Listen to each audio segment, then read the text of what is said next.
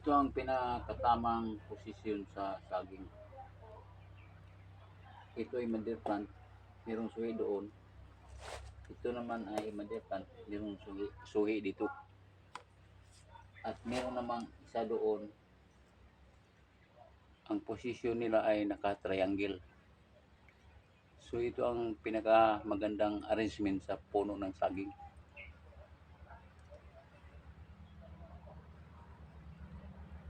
So bakit ganyan? Dahil maliit pa lang sila ay kontrolado na sa pruning. So ganyan ang nangyari. Isang mother plant, isang follower.